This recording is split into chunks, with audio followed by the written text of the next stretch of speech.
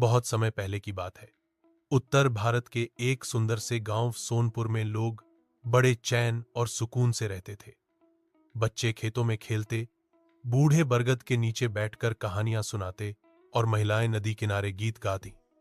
लेकिन एक दिन गांव में एक अनोखी बात हो गई। पहला दिन, अफवाह या सच्चाई। सुबह सुबह हलवाई रामलाल अपनी दुकान पर जलेबियां तल रहा था कि छोटा सा लड़का गुड्डू हांफता हुआ आया और चिल्लाया, शेर शेर, खेतों में शेर घूम रहा है। सब लोग चौंक गए। दुकानदारों ने दुकानें बंद कर लीं और बच्चे अपनी माओं की गोद में छुप गए। लेकिन जब गांव के लोग लाठियां लेकर खेतों की ओर दौड़े तो वहां कोई शेर नहीं था, बस कुछ गायें और एक खरगोश। सबने सोचा शायद गुड्डू को भ्रम हो गया। दूसरा दिन कुछ अजीब सा। अगले दिन गांव के मुखिया जी की भैंस अचानक भाग गई। भैंस की रस्सी टूटी हुई थी और मिट्टी पर पंजों के निशान थे। इस बार सबको डर लगने लगा। गांव की चौपाल में बैठक हुई और यह तय किया गया कि गांव की निगरानी के लिए रात में पहरा देना होगा। रात को 3 आदमी, पहलवान जीतू, बहादुर चाचा और स्कूल मास्टर बबलू, लाठियां लेकर पहरा देने लगे। आधी रात को बबलू मास्टर की चीख सुनाई दी, बचाओ, शेर, वो मेरी तरफ देख रहा है। जब जीतू और बहादुर चाचा वहां पहुंचे तो देखा एक बिल्ला झाड़ियों में बैठा था। बबलू मास्टर डर के मारे बेहोश।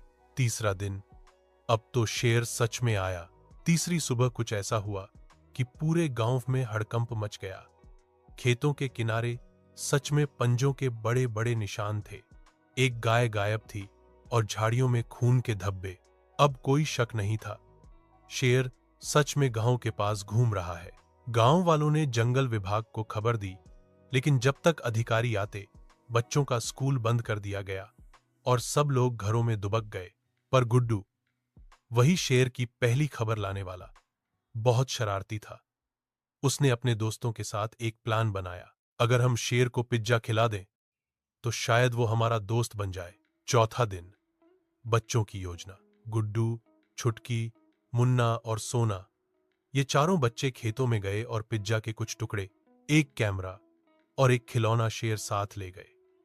उन्होंने पिज्जा झाड़ियों के पास रखा और दूर छिपकर देखने लगे। तभी झाड़ियों में कुछ हिला और एक असली विशालकाय शेर बाहर आया। बच्चों की सांसें थम गईं, लेकिन शेर ने पिज्जा को सूंघा, मुंह बनाया और पीछे हट गया। फिर उसने कुछ पल बाद दहाड़ मारी, ग्रा रर। बच्चे चिल्लाए, भागो। लेकिन तभी एक जाल जमीन से उठा और शेर उसमें फंस गया। गांव की बहादुरी असल में, यह जाल वन विभाग ने लगाया था और कैमरे से ही उन्हें शेर के आने का समय पता चला। बच्चों की योजना काम कर गई।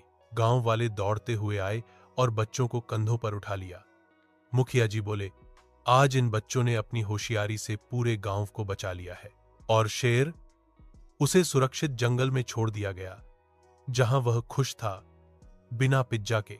शिक्षा, इस कहानी से हमें यह सीख मिलती है कि डर से भागने की जगह अगर हम मिलकर सूझबूझ से काम लें तो बड़ी से बड़ी मुसीबत को भी मात दी जा सकती है।